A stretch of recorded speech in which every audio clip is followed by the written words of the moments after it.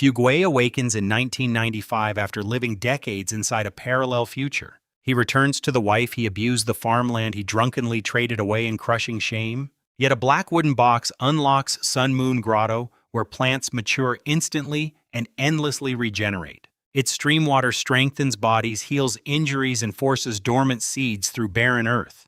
Fuguay immediately sees one chance to repay Suzu and rebuild the life he destroyed. The worthless 30-acre wasteland everyone mocks may become their greatest source of wealth. His first peanut seeds pierce poisoned soil and reach maturity within minutes. For the first time, Fuguay possesses both the wisdom and power to change everything. 3 days earlier, he opens his eyes inside an old brick house during spring. A severe fever has left his young body weak, bruised, and soaked with sweat. However, his mind carries memories from an entire lifetime in another world. He remembers growing older, traveling abroad, and witnessing decades of future change. Now the wooden bed, paper windows, and familiar cabinets prove he has returned. His reflection shows the careless young man he once was in 1995. A small photograph beside the mirror immediately pulls his attention towards Suzu. She is his gentle wife, though he has never treated her like one. He once considered village life beneath him and wasted their savings in town. Arcades, video halls, drinking companions, and celebrity posters consumed his empty days. Whenever money disappeared, he blamed Suzu instead of accepting his own failures. He ignored her devotion, shouted at her, and made their home feel unsafe. During the recent temple fair, he even shoved her after she refused him cash. Her temple struck the wooden bed frame, leaving a bruise beneath her hair. He still forced her onto the floor while he occupied their bed alone. Suzu endured everything quietly until her older brother learned what was happening. The furious mountain hunter arrived, tore down every actress poster, and beat Fuguay mercilessly. That beating triggered the fever that kept him unconscious for 3 full days. In the strange lifetime experience during that fever, Fuguay finally learned responsibility. He returns with decades of regret, concentrated inside one young and battered body. His father raised him alone after his mother vanished when he was 10. The village postman rarely disciplined his only son, allowing selfish habits to deepen. By adulthood, everyone regarded Fuguay as lazy, arrogant, and completely unreliable. He could not keep steady work, support his household, or earn basic respect. Suzu carried nearly every burden while receiving coldness instead of gratitude. That evening, she enters the house with a heavy basket of coal. The instant she notices Fuguay standing, fear tightens across her exhausted face. Her fingers release the basket, scattering black pieces across the packed floor. He sees cracked hands stained by labor and understands what his cruelty created. Suzu does not merely dislike him, she has learned to fear his movements. Fuguay gently asks her to wash while he gathers the fallen coal. The simple kindness leaves her more frightened than another burst of anger. She assumes her brother's warning has temporarily forced him into better behavior. With trembling words, she insists she never summoned anyone to attack him. Then she sits near the doorway and quietly begins crying from accumulated pain. Fuguay wants to apologize, but every possible sentence feels painfully inadequate. His old promises carried no value because his actions always contradicted them. Before he finds the courage to respond, someone calls from outside their gate. Village chief Wang Lishun enters, a thin elder everyone addresses as fifth uncle. He brings news concerning the annual tax and a previously arranged land exchange. Suzu expects their fertile fields to be traded for another useful village parcel. Instead, fifth uncle reveals they are receiving abandoned ground near the mountain. The exchanged land once held a limestone factory, destroyed by an earthquake. Buried lime poisoned the soil so thoroughly that even wild grass struggles there. Fifth uncle produces an agreement bearing both Fuguay's and Suzu's thumbprints. Suzu turns pale because she never knowingly approved such a disastrous bargain. Fuguay's memories return in fragments from the crowded New Year temple fair. Chinju had filled him with alcohol while praising an apparently profitable opportunity. He offered 200 won per acre as compensation for Fuguay's good farmland. Drunk and greedy, Fuguay accepted without considering his family's future survival. He apparently pressed Suzu's thumb against the document while she slept afterward. The realization sickens him more deeply than the bruises covering his body. Their 10 fertile acres sit near irrigation and reliably produce valuable crops. Chinju's 30 neglected acres offer rubble graves, poisoned soil, and no harvest. Fuguay considers destroying the agreement, but village customs make that solution dangerous. Breaking a signed arrangement would ruin what little credibility his family still possesses. Chinju also has connections inside the county, while Fugui has almost none. He promises Suzu that he will seek a way to cancel everything tomorrow. Fifth uncle warns that officials will soon measure farmland and confirm new boundaries. Before leaving, the elder asks Suzu to provide their household's tax payment. She retrieves a narrow black wooden box hidden beneath Fugui's pillow. Inside lies a painfully thin stack of bills saved through her own labor. The money is barely sufficient, yet the container itself freezes Fugui's thoughts. He owned an identical box during his other lifetime many decades later. He purchased it in Japan during a trip connected with the Tokyo Olympics. Its shape, color, carved patterns, and worn corners match with impossible precision. No ordinary object should exist unchanged across two separate worlds and eras. Suzu mistakes his stare for another attempt to seize her hidden savings. She grips the bills tightly and begs him not to take them away. Fugui requests only the wooden box, leaving every note in her possession. Confused but relieved, Suzu hands it over before paying fifth uncle outside. Alone, Fugui studies each surface and searches for a mechanism or hidden seam. He wonders whether this object caused his mysterious passage between parallel lives.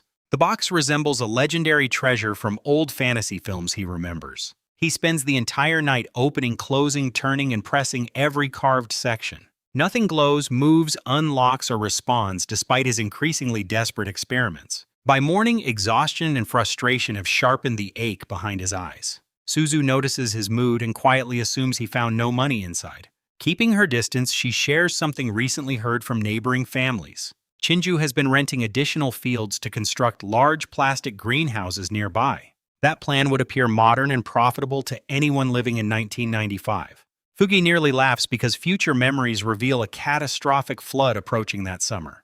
The entire county will suffer, and low greenhouse fields will disappear beneath water. Chinju has unknowingly invested his savings in something destined for complete destruction. Suzu timidly suggests converting their permanent exchange into a temporary rental arrangement. They could preserve ownership while allowing Chinju to use the fertile land briefly. She presents this sensible proposal like a frightened servant requesting forbidden mercy. Fugui accepts immediately, leaving her surprised by the absence of argument or rage. Outside, he feeds the chickens and examines the box beneath bright sunlight. Two faint symbols become visible inside, one carved upon each matching half. Their twisted lines resemble ancient writing rather than ordinary decorative patterns. The longer Fugui studies them, the more violently his surroundings begin spinning. Nausea rises through his stomach, while the symbols seem to pierce his awareness. At that moment, fifth uncle rushes back carrying devastating official confirmation. Chinju used county contacts to secure early approval for his greenhouse project. The government has already registered Fugui's fertile fields under Chinju's legal ownership. Reversing the exchange is no longer possible through any ordinary village procedure. Suzu's face empties of color as the last safe foundation beneath them collapses. Fugui hears her distress from a distance while the carved symbols overwhelm him. His knees buckle, the courtyard tilts, and darkness swallows every visible shape. When awareness returns, thick white fog surrounds him instead of familiar village walls. A smooth stone tablet stands ahead, covered with the same impossible writing. Strangely, he now understands symbols that were meaningless only moments earlier. The first pair represents the sun and moon carved inside the wooden box. Together, the complete inscription identifies this hidden realm as Sun Moon Grotto. Fugui touches the tablet, finding its surface warm and smooth like polished jade. The surrounding fog instantly twists into streams and rushes through his transparent form. He realizes his physical body remains elsewhere while only his soul entered here. Instead of harming him, the white mist fills an emptiness he never noticed. Warmth spreads through his spirit like water surrounding a body in winter. Every trace of exhaustion fades as the final strands disappear inside him. Once the fog clears, an untouched forest stretches beyond the ancient tablet. Strange trees rise beneath clear light, though no sun appears overhead. A narrow path winds through them toward a small, abandoned thatched cottage. Another sign names the structure Sun Moon Cottage in the mysterious script. Inside, Fugui finds a bamboo bed, straw mat, stone hoe, and two hats. There are no owner's footprints, ashes, or signs of recent human presence. He follows the path farther until a crystal stream crosses the silent forest. One handful tastes sweet and sends gentle warmth throughout his waiting soul. Beyond the stream, an old stone bridge arches across an enormous lotus pond. Red blossoms rise above broad green leaves while fragrance fills the motionless air. Past the bridge stands an elegant pavilion surrounded by extraordinary flowers and trees. Faint rainbow light hovers above branches heavy with unfamiliar, perfectly ripened fruit. Fuguei picks 2 fruits and discovers a flavor richer than anything remembered. Before he finishes eating, new buds form where the fruit had been removed. Those buds bloom, swell, and become ripe replacements within only several seconds. He tests another tree and watches the same impossible cycle repeat immediately. Flowers regenerate after cutting, and lotus roots return after being pulled free. Fuguei runs toward the cottage and drags the heavy stone hoe outside. He plants leftover seeds and cuttings inside several freshly opened holes. Tiny shoots erupt, become trunks, spread branches, bloom, and produce fruit instantly. Even delicate flower cuttings transform into complete plants before his astonished eyes. Sun Moon Grotto behaves like an endless treasure bowl for anything planted. Whatever he harvests returns, making scarcity meaningless within this hidden paradise. Excitement quickly gives way to a practical question about escaping the realm. The instant Fuguei thinks about leaving, white light flashes across his vision. He awakens beneath a thick blanket on a hard bed in another building. Soot darkens the walls while burned ceremonial paper covers the nearby floor. Such paper is normally offered to the dead, and a chilling possibility emerges. Suzu may have believed his collapsed body would never awaken again. Fuguei steps outside and discovers deep night surrounding the temporary room. Despite the darkness, his eyes distinguish distant paths and rooftops with unusual clarity. Voices approach as villagers guide a donkey cart behind Fifth Uncle. They stop abruptly upon seeing the supposedly unconscious man standing without assistance. Fifth Uncle explains that Fuguei remained unresponsive for more than 10 hours.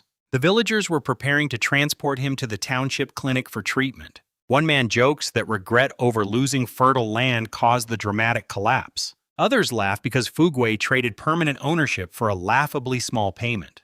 Their ridicule carries truth, and his former behavior earned every contemptuous reaction. Fifth Uncle dismisses the crowd, retaining only village Dr. Guoping for examination. Guoping studies Fuguei's complexion and finds no immediate sign of continuing illness. Before they finish, Suzu appears carrying clothes packed for a hospital stay. Relief almost drops her to the ground when she sees him awake. Her swollen eyes reveal how many hours she spent crying beside his motionless body. They return home silently, both trapped between fear, shame, and unfamiliar hope. Suzu begins unpacking and cautiously offers to prepare noodles for him. She does not ask why he collapsed, because questions once triggered his anger. Fuguei feels no hunger, although his body has eaten nothing throughout the day. His eyesight remains sharper, his thoughts clearer, and his injuries strangely lighter. Then he notices the dark bruise partly concealed beneath Suzu's hair. His own hand caused that mark when he shoved her during the fair. As he reaches toward it, Suzu instinctively flinches and prepares for another blow. Fuguei gently asks whether the injury still hurts instead of touching her roughly. Tears gather immediately because concern from him feels more unbelievable than anger. She escapes outside under the excuse of heating water for his feet. The brief hope within her expression cuts through him more sharply than accusation. When she returns with the basin, Fuguei understands that apologies cannot repair trust. He lifts her carefully and carries her toward the bed she was denied. From this night forward, he intends to demonstrate change through consistent daily action. After Suzu falls asleep, Fuguei secretly begins testing the grotto's practical limits. He enters through thought alone because the black box has vanished from sight. A strange presence now rests between his eyebrows, connected directly with his awareness. He carries a bowl of stream water back into the sleeping courtyard. Beneath moonlight, the clear liquid seems to release a faint silver glow. Its sweetness remains, although the spiritual warmth inside the grotto becomes weaker outside. Soon, oily sweat pushes through his skin as impurities leave his physical body. Pain from the beating decreases while strength and alertness spread through his limbs. A second bowl produces less improvement, and a third creates almost none. Fuguei concludes that his body can absorb only a limited amount each day. Next, he gathers pear branches, peach branches, peanuts, and several dried dates. He brings everything inside and plants each sample with the ancient stone hoe. Within seconds, seeds awaken and branches root themselves into the fragrant soil. Full trees rise, flower, and bend beneath ripe pears, peaches, and dates. A patch of peanuts spreads nearby, proving outside crops can flourish inside. This discovery offers a safe method for selling produce without exposing impossible species. Familiar fruits and vegetables will attract buyers without inviting dangerous questions. He kneels and examines soil softer and richer than any farmland he remembers. However, the hidden realm contains no birds, insects, fish, or other animals. Before testing whether creatures can enter, he returns to the outside yard. His foot catches upon thick vines that were absent only minutes earlier. Morning glories have exploded where he discarded the remaining bowl of stream water. Their stems are finger-thick and covered with blue and white blossoms. The magical water awakened dormant seeds and accelerated their growth beyond natural limits. Fugui suddenly sees the poisoned wasteland from an entirely different perspective. He pours one bowl onto bare ground beside the family's stacked firewood. Wild grass bursts upward and reaches his waist before the soil settles. A second bowl does not increase its height, but completes the plant's life cycle. Green blades yellow dry and scatter mature seeds across the disturbed earth. Outside the grotto, two applications appear to be the effective maximum. Inside, regeneration and accelerated growth continue without any visible restriction. Fugui finally takes their rooster and pulls the struggling bird into the grotto. After a moment of panic, it settles upon a tree and crows proudly. Living animals can survive their opening possibilities beyond crops and medicinal plants. Anything Fugui touches inside can also be summoned outside through focused thought. He returns the rooster safely and finally allows himself several hours of sleep. Before Suzu awakens, he replaces the coal and lights an outdoor cooking fire. Lotus seeds red, dates and peanuts from the grotto become fragrant breakfast porridge. He also prepares eggs with scallions and sweetened peanuts beside the bubbling pot. Suzu steps outside and freezes upon seeing her husband wearing an apron. Fugui calmly asks her to wash because breakfast is nearly ready. For Suzu, such an ordinary domestic scene has existed only inside impossible dreams. She approaches the stone table cautiously and breathes in the rich lotus fragrance. Even before tasting anything, exhaustion seems to retreat from her pale features. Fugui explains that he cooked outside because he did not want to wake her. Those considerate words open a small crack in the defenses around her heart. One spoonful makes her eyes brighten and soon her chopsticks barely pause. The ingredients transform his simple cooking into food richer than any village meal. Suzu eats until full, then softly blames him for making breakfast too delicious. It is the first playful complaint she has dared to direct toward him. Fugui promises an even better lunch, making her blush and lower her gaze.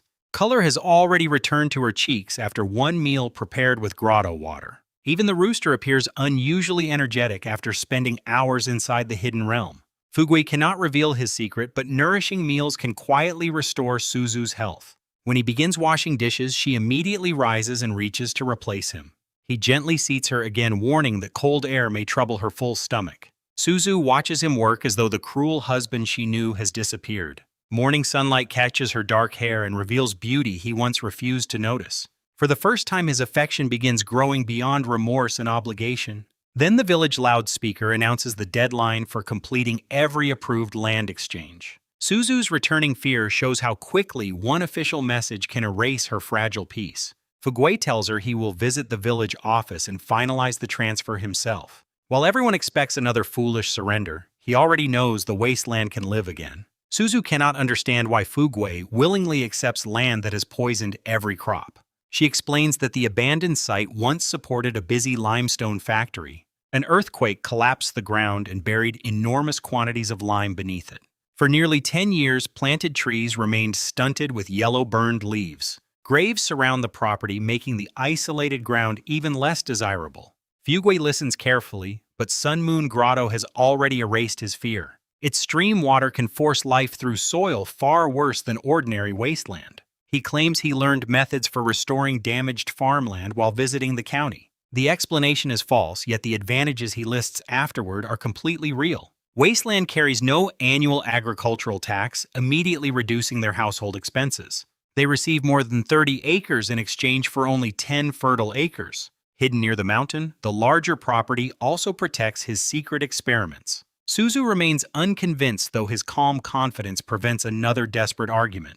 On the road toward the village office, Fugui overhears neighbors discussing the exchange. Their gossip reveals that Suzu softened the truth when describing Chinju's arrangements. No other family permanently traded farmland to the ambitious greenhouse investor.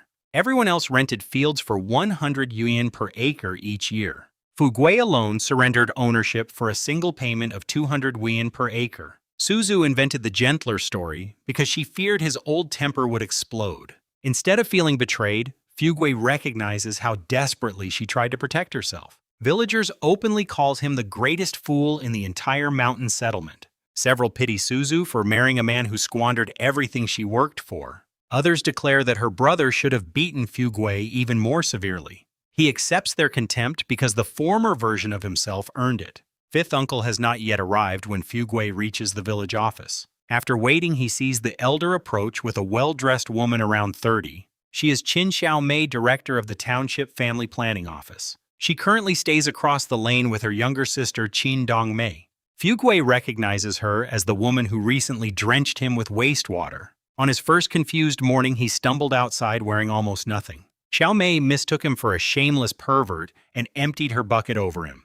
Her cold expression now comes from village stories about his treatment of Suzu. To her, he is still a lazy husband who frightens and abuses his wife. Fifth uncle assumes Fuguei has arrived to challenge the finalized land decision. The elder begins explaining that township approval makes reversal nearly impossible. Fuguei interrupts and announces that he wants the exchange completed immediately. Both listeners stare as though the recent fever destroyed his remaining judgment. Fifth uncle repeatedly asks whether he understands the consequences and future regret. Fuguei answers that a man must accept responsibility for agreements bearing his mark. His real reason remains hidden behind a calm and unusually mature expression. Chinju's isolated wasteland is the perfect location for using supernatural water unseen. Its size offers room for crops, animals, ponds, orchards, and future expansion. Fifth uncle asks whether Suzu has truly agreed to surrender their fertile fields. Fuguei confirms it, although the elder's doubtful eyes show he remains unconvinced. The township stamps already leave little space for discussion or meaningful resistance. 20 minutes later, the final paperwork places the abandoned property under Fuguei's name. He leaves the office and walks northwest to inspect his new land personally. The road crosses wheat fields, low ridges, and slopes bright beneath spring sunlight. Children fly handmade kites while distant mountains rise blue beyond the village farms. After crossing 2 steep hills, Fuguei suddenly hears frightened screaming ahead. Several children race toward him, abandoning their kites and shouting about a corpse. A neighbor's boy named Leon claims something dead lies behind the Earth God shrine. The children describe rotten clothing, exposed bones, tangled hair, and movement underneath. One terrified child insists the shrine becomes a monster's mouth after sunset. Their wild details reveal that none of them actually approached the frightening object. Fuguei orders them home and warns against wandering far without older supervision. Child kidnappings remain common, and stolen village children rarely return to their families. Once the children leave, he continues toward the shrine to investigate safely. The tiny locked temple stands beside a deep pit filled with mature trees. Parents use ghost stories about the place to keep reckless children away. Fuguei climbs down and discovers decaying fabric between 2 thick trunks. Messy hair and pale shapes resemble human remains from several steps away. Something beneath the pile twitches while faint whimpering rises from the cold ground. He pulls the rotten cloth aside and finds a dead black female dog. Her frozen body covers 2 newborn puppies still crawling blindly beneath her belly. One pup is black while the other carries soft yellow fur. Their unopened eyes, trembling bodies, and diarrhea reveal they are already weakening. The mother likely died from cold or complications shortly after giving birth. Experienced villagers would consider puppies in such condition impossible to save. Fuguei cannot abandon them beside the body that protected them until death. He carries both puppies into Sun Moon Grotto and approaches the crystal stream. Drops of magical water touch their mouths while they struggle to swallow. After several careful feedings, their movements strengthen and their eyes slowly open. They press tiny heads against his chest, searching instinctively for warmth and milk. More water restores their voices until sharp little barks echo through the forest. Soon they wobble around the cottage on legs that were nearly lifeless moments earlier.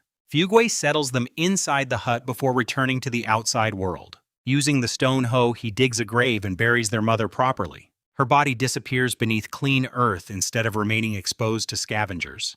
With the rescue finished, he continues toward the wasteland at the mountain's foot. The property appears even worse than Suzu's fearful description suggested. Broken bricks and factory rubble scatter across more than 30 lifeless acres. Thin yellow grass struggles between dry cracks without a single fresh spring shoot. The upper soil crumbles loosely, but the layer beneath feels harder than stone. Buried lime has stolen moisture and nutrition from everything attempting to grow.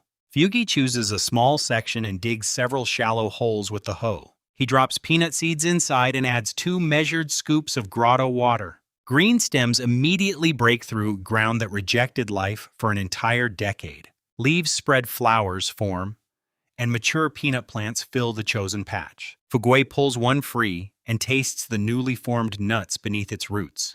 Their flavor is decent, though, clearly inferior to crops grown inside the grotto. The poisoned soil still affects quality, but the experiment proves cultivation is possible. Dead peanut roots also leave nutrients and loosen the hardened layer below. Repeated planting can gradually repair the earth while producing something valuable to sell. Fugue plans to transform one section each day through growth and harvest. The county's unfamiliarity with greenhouses gives him a believable explanation for early produce. He works for 3 hours and completes almost an entire acre alone. Grotto water has strengthened his body, making exhausting labor feel strangely manageable. Harvesting takes longer because each plant must be pulled and gathered carefully. By noon, roughly 600 jin of peanuts rest safely inside the hidden realm. One productive acre already promises more income than many villagers earn in months. Fugui intends to cultivate another section before selling a load in town. Walking home, he hums, because simple work now gives him genuine satisfaction. In his other lifetime, he dreamed of peaceful land without ever possessing it. Here, every repaired patch offers visible proof that his second chance is real. He returns after midday carrying both rescued puppies against his chest. Their eyes are open and their strengthened bodies squirm beneath his arms. Suzu sits in the courtyard sewing shoes when their small barks reach her. Her face brightens as she hurries forward and asks where he found them. Fugui explains the dead mother behind the shrine and the freezing newborn pups. Suzu immediately gathers both animals into her arms with instinctive tenderness. When he suggests giving them away later, she clutches them protectively. She has always wanted dogs, but his former cruelty never allowed them. Fugui quietly agrees they can remain, turning her worry into delighted surprise. He then reports that the official land exchange has been completely finalized. Suzu's smile weakens until he presents 2 samples collected from different soil depths. Her farming experience helps her recognize that the deeper layer is not hopeless. Fugi asks her to trust that he possesses methods for improving the ground. A playful wink escapes him and Suzu unexpectedly laughs at his confidence. The sound feels warmer than any praise he received during his former life. Both puppies have already bonded with the man who rescued and restored them. Whenever Fugui moves away, they stumble after him and collide in confusion. Their panicked barking makes Suzu laugh harder until tears brighten her eyes. They name the black male Manhwa and the yellow female Xiaozhen. Lunch consists of Suzu's steamed buns and eggs mixed with green scallions.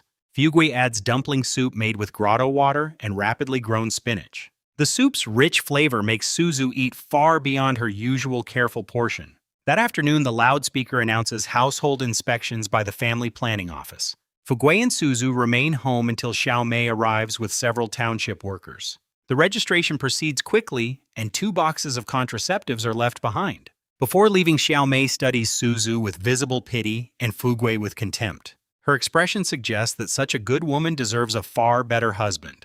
Fugui feels irritated, yet his history prevents any honest argument against her judgment. Suzu ignores the silent insult while constructing a warm bed for the puppies. After drinking soup, both animals sleep beside the stove with round bellies exposed. During the next 2 days, Fugui develops a disciplined routine before sunrise. Each morning, he plants another acre of peanuts using carefully controlled grotto water. He harvests everything and stores the crop inside Sun Moon Grotto overnight. The magical soil dries the peanuts according to his intention by the following morning. Every meal includes hidden grotto ingredients that steadily restore Suzu's exhausted body. Her cheeks grow rosier, her conversation lengthens, and smiles appear more frequently. She begins helping with dishes because shared work now feels peaceful instead of dangerous. On the 3rd morning, Fugui wakes early and prepares breakfast before borrowing transport. 5th uncle lends him the village donkey cart after hearing a practical explanation. Fugui claims he needs his farming tools, though selling peanuts is his real purpose. The cart provides cover for hundreds of pounds appearing from an invisible storage realm. 5th uncle's stubborn donkey refuses the harness and fills the lane with furious braying. It calms only after tasting several peanuts grown inside Sun Moon Grotto. The commotion draws neighbors from their houses before Fugui can leave unnoticed. News spreads that the village idler plans to plow the abandoned limestone wasteland. Laughter follows him because everyone expects another humiliating failure and wasted purchase. Fuguay ignores them, knowing the approaching summer flood will help conceal future changes. Floodwater will dilute buried lime and make sudden soil improvement appear natural. Superstitious villagers may simply decide that heaven finally showed his family mercy. Beyond the reservoir, he transfers dried peanuts from the grotto onto the empty cart. Roughly 500 jinn create a full load ready for the county market. He checks several shells and confirms the harvest has dried perfectly overnight. At the agricultural market, a temporary stall costs only half a yuan. Fuguay settles near the grain section while breakfast vendors continue serving nearby workers. Fried dough and spicy buckwheat noodles awaken memories from his decades away. Before he can order food, a tall, middle-aged man stops behind the cart. An elegant woman beside him wears a red scarf and fashionable leather boots. Their clothing and confident manner distinguish them from ordinary county residents. Both are astonished to find newly harvested peanuts during the beginning of March. Fuguay explains that greenhouse cultivation allows production outside the normal growing season. They taste samples and immediately notice the quality exceeds ordinary stored peanuts. The visitors are not merchants, yet the woman responds with unusual warmth. She mentions that this county is her hometown, despite living elsewhere now. Before leaving, she gives Fuguay 2 business cards for herself and her husband. Her card identifies her as Liang Hongyu and includes an address and telephone number. The husband's card bears the name Chen Rangshan with only a contact number. Liang Hongyu suggests that Fuguay contact them whenever serious assistance becomes necessary. Her husband treats her with respectful deference rather than ordinary marital familiarity. Fuguay suspects she possesses influence far beyond what her simple introduction reveals. He stores both cards carefully and begins calling customers toward his fresh crop. Early peanuts attract immediate curiosity because nobody expects them before autumn. Buyers question him about greenhouse warmth planting methods and the unusual harvest date. Samples receive praise, but most customers purchase only 2 or 5 jinn. By late morning, Fuguay's throat aches, while much of the cart remains unsold. He charges 9 mao per jinn, barely above the price of old peanuts. Even that small increase slows ordinary families with limited household money. More than 2,000 jinn remain stored inside the grotto from several acres. Selling every portion through retail stalls could require many exhausting market days.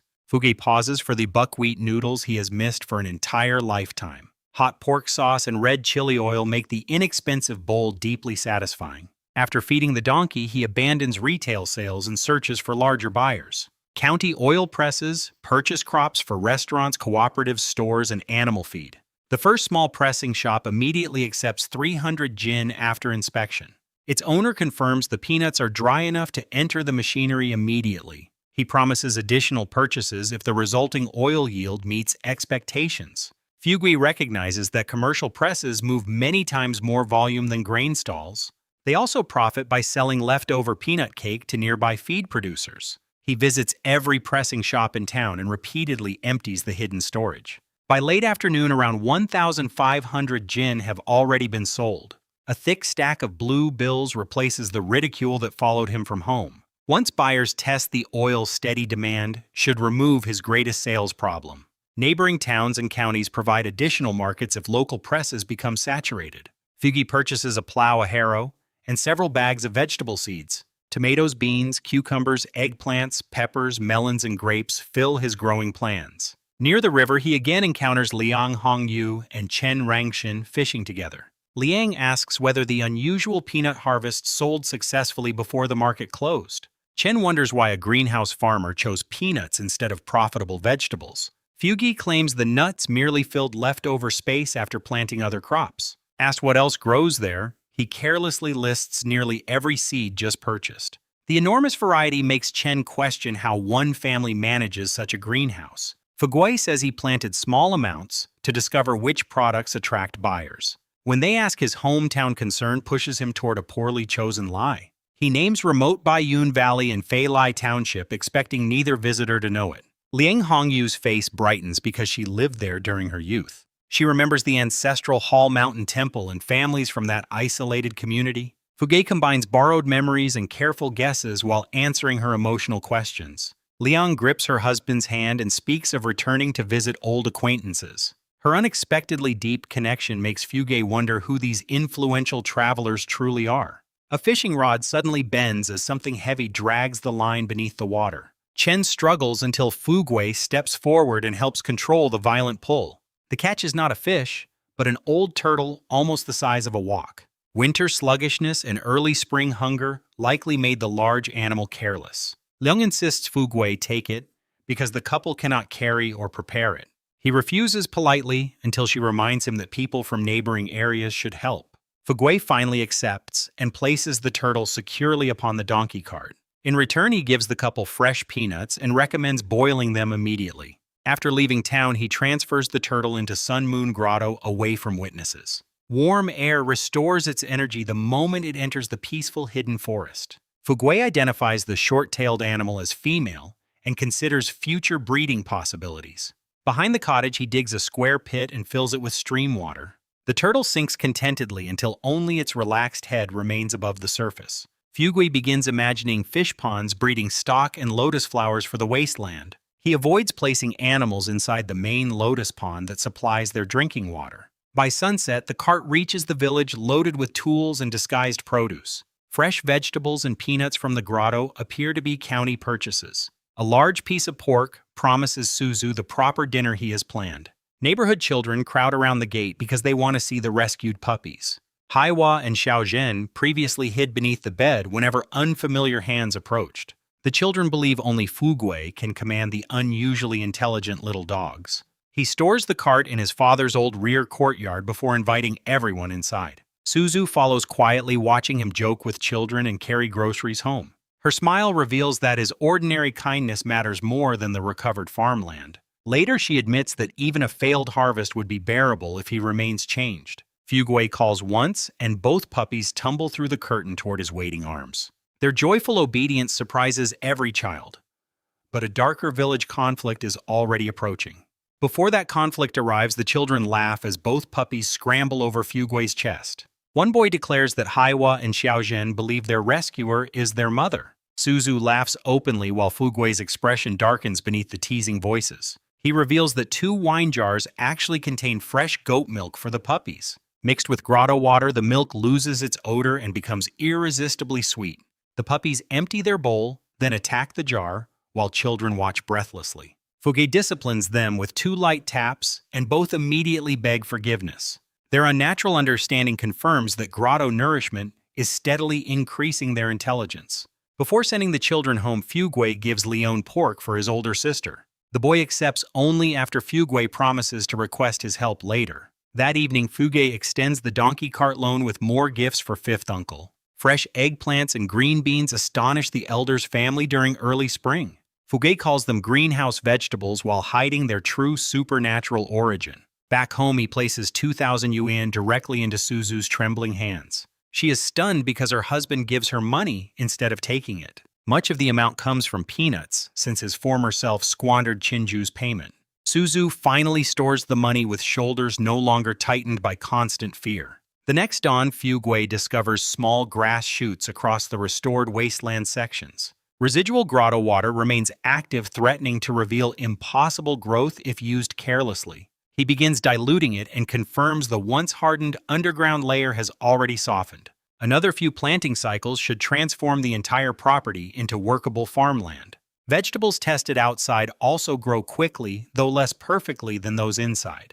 A fresh cucumber tastes crisp, fragrant, and far superior to ordinary greenhouse produce. When Fugue returns for breakfast, Haiwa and Xiaozhen are missing from the yard. Angry yelps lead him across the lane toward neighbor Qin Dongmei's chicken enclosure. Dongmei kicks both tiny puppies through the air while Suzu begs her to stop. She threatens to drown them in the outhouse pit if they return again. Then she insults Suzu and mocks Fugue as a powerless village failure. Fugue grips Dongmei by the neck and lifts her completely from the ground. He carries her toward the sewage pit until her face nearly touches the surface. Suzu pulls his arm and the old fear in her eyes immediately restrains him. Fugue releases Dongmei but warns that another insult toward Suzu will have consequences. Dongmei threatens retaliation through her clinic husband and influential older sister Xiaomei. Fugue ignores her hatred and carries the shaken puppies safely back home. Suzu worries that political connections could place him inside a jail cell. Beneath that fear, however, she feels protected by her husband for the first time. Fugui promises to control himself while continuing to defend their household. After breakfast, he takes another peanut load toward the county oil presses. Owner Lu Shiking confirms that the previous batch produced unusually rich, flavorful oil. The new peanuts are even better after remaining inside the grotto several additional days. Lu offers 95 fen per jin, but Fugui demands 1 yuan and 10 fen. He also promises a steady year-round supply whenever the press requires fresh stock. Scarcity and superior flavor finally force Lu to accept the higher price. He orders 3,000 jin, creating a sale worth 3,300 yuan.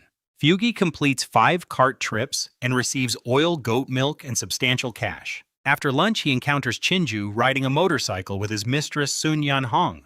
Chinju boasts about trucks, quarry connections, and greenhouse construction beginning soon. He wants Fugui to provide labor and guard the site without meaningful payment. Another promised quarry position dangles before Fugui, like the same worn fishing bait. His former self would have obeyed eagerly while dreaming of effortless urban success. Fugui praises Chinju, warmly expresses gratitude, and commits himself to absolutely nothing. The smooth refusal leaves the manipulator confused while Sun Yan Hong recognizes the deception. Fugui drives away smiling because Chinju must now pay someone for his labor. At the Sandy River, grotto-soaked bait initially attracts only tiny fish. Searching nearby reeds, he discovers nearly 40 warm duck eggs hidden in nests. A second fishing spot produces a far more dramatic reaction beneath the water. Fish swarm around the bait until the river surface churns like boiling liquid. Fugui abandons the rod and scoops them directly into buckets with his hands. Inside the grotto, he digs a separate pond and releases more than 100 fish. Lotus roots provide shelter while the old turtle hunts several careless carp. On the road home, Fugui meets Wang Juxing, fifth uncle's educated police officer's son. Juxing explains that grotto-grown peanuts unexpectedly improved his wife's breast milk. His weak infant finally eats properly, giving the exhausted parents genuine hope. Fugui provides more peanuts without accepting payment, beginning an unlikely new friendship. Juxing later helps plow the wasteland and witnesses its rapidly improving soil. Years of village contempt begin weakening as respected men work beside the former idler. That evening, cousin Wang Leishan arrives with Leone rabbits, pheasants, and wild eggs. The weathered hunter is repaying the pork Fugui sent to his struggling household. Fugui refuses formal gratitude and pulls both Leishan and Juxing inside for dinner. Suzu proudly announces that her husband will prepare the entire meal himself. Rabbit meat braises beside pheasant mushrooms, wood ear fungus, and sweet and sour carp. The fragrance travels through neighboring lanes where families eat plain porridge. Leone returns from buying cigarettes after giving 2 candies to frightened little Cece. Suzu explains that Cece suffers beneath a cruel adoptive mother despite village concern. Legal adoption and family hostility prevent outsiders from easily rescuing the child. Fugui invites Cece to visit the puppies and share better food whenever possible. Dinner fills the courtyard with laughter instead of arguments, pity, or shame. Suzu quietly links her arm through Fugui's while their satisfied guests depart. For the first time, friends have visited their home simply because they felt welcome. During the following week, Juxing helps plow between 6 and 8 acres daily. Lishan contributes another donkey, allowing most of the wasteland to be finished quickly. Fugui deliberately leaves 10 acres available for ponds, orchards, livestock, and lotus fields. Returning the borrowed cart, he brings fifth uncle more vegetables and peanuts. The elder's wife suddenly treats him warmly after learning greenhouse vegetable prices. Xiao Mei is waiting there because the township needs understandable family planning slogans.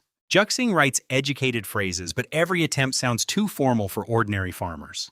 Fugui recalls simple slogans spread widely during the decades of his other life. His practical lines connect childbirth, poverty, crowded crops, education, and family prosperity. Xiao Mei's pale face flushes with excitement because each phrase is memorable and clear. She shakes Fugui's hand and recognizes intelligence hidden beneath his ruined reputation. Later, Fugui joins Juxing for dinner and discovers rats attacking the special peanuts. The animals ignore human movement while carrying nuts along wires toward the ceiling beams. Grotto-grown food attracts them so strongly that ordinary storage methods become useless. Fugui replaces the ruined supply and cooks a meal that wins over Juxing's skeptical wife. The next rainy morning, shouting erupts across the lane around Dongmei's dead chickens. She accuses Granny Wang of poisoning them after they destroyed watermelon seedlings. Examination reveals tiny puncture wounds instead of poison inside their soaked feathers. A weasel killed every hen, turning Dongmei's fury into embarrassed countryside fear. Haiwa and Xiaozhen hide guiltily when the dead birds enter Fugui's courtyard. Their suspicious behavior suggests they may have attacked chickens after Dongmei kicked them. Fugui declines cooking for visiting officials because Changangel Township holds market day. He rides through mountain roads to purchase an animal and stop borrowing transport. The crowded market awakens nostalgic memories of a rural world long vanished elsewhere. Fugui enjoys snacks, receives a satisfying haircut, and buys seeds and male turtles. Among the livestock, he notices a young white calf rejected as troublesome. Its size, strength, and unusual alertness make it far more valuable than others realize. After negotiation, he purchases the calf and begins guiding it toward the village. Grotto water calms the animal and quickly creates fierce loyalty toward its new owner. Children later bring Cece to visit along with beetles collected for chicken feed. A traveling seller arrives with baskets of chicks, perfectly replacing the lost flock. The seller praises Fugui's kindness toward Suzu, making her blush before the children. That night, neighborhood dogs erupt as two weasels approach from separate directions. One devours poisoned bait while the smarter partner avoids every suspicious piece. Haiwa and Xiaozhen chase them, but the healthy weasel escapes with its dying mate. Hours later, that same animal returns and offers itself in exchange for its companion. It endures the dog's bites without fighting, staring toward the captured weasel in grief. After escaping a cage, it brings Fugui an egg and then a newborn mouse. The desperate offerings reveal intelligence, loyalty, and a clear attempt at negotiation. Fugui releases both animals, and they vanish after a soft call of gratitude. At dawn, a milky white jade bead rests carefully outside his front door. Two yellow heads appear above the wall before disappearing into the morning. The gift proves the weasels remembered mercy and returned something they considered precious. In the county, a jeweler confirms genuine mutton fat jade worth roughly 80 yuan. Fugui keeps it because future decades may multiply its value many times over. He orders 1,200 flood-resistant pear, apricot, crabapple, and fig saplings. Xiaomei then reports that his slogans won first place in a regional campaign. Township leaders offer him part-time work writing announcements at the broadcasting station. Fugui refuses because government status cannot rival freedom offered by the grotto. Xiaomei remains confused, especially after observing his improved marriage from across the lane. A teacher accidentally exposes Xiaomei's secret love of romantic novels, sending her fleeing. Amused, Fugui purchases several books so Suzu can enjoy quieter evenings at home. Another oil press requests 2,000 jin, confirming that peanut demand keeps expanding. Yet repeated cartloads, supposedly coming from an unseen greenhouse, will eventually invite investigation. Fugui rents a 2-story county storefront to disguise produce as ordinary commercial inventory. The shop also gives Suzu a believable explanation for their growing household income. Heavy rain soon collapses part of Chinju's newly built greenhouse frames. Villagers rush to rebuild them after he promises additional wages through the loudspeaker.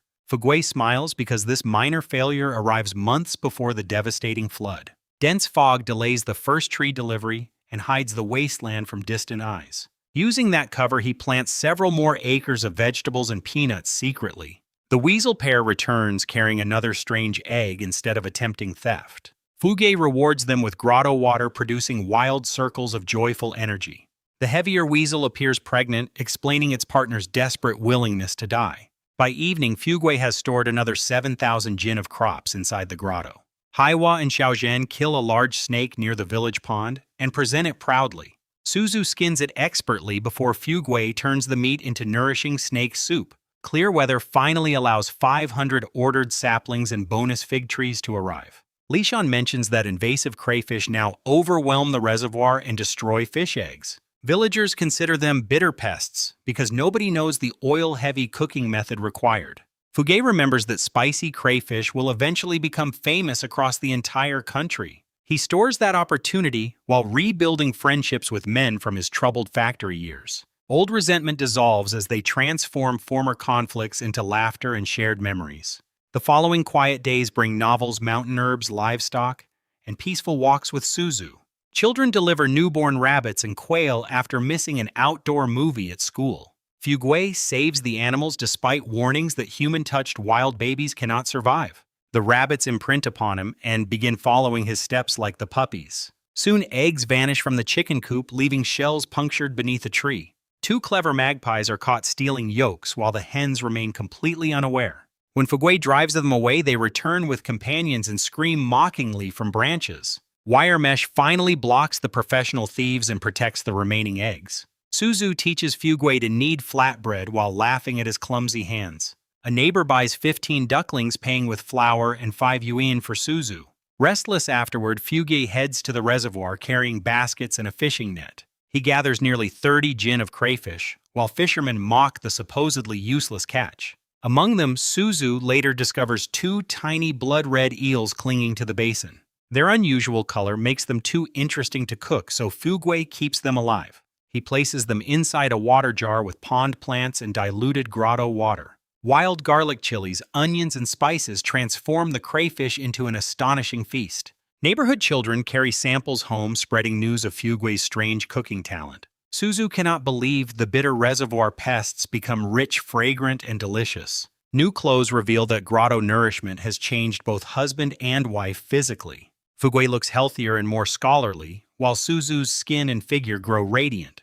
During the next half a month, villagers repeatedly visit to observe the red eels. With worms, insects, and constant attention, the creatures grow beyond 20 centimeters. Nobody questions the speed because the entire village witnesses each daily feeding.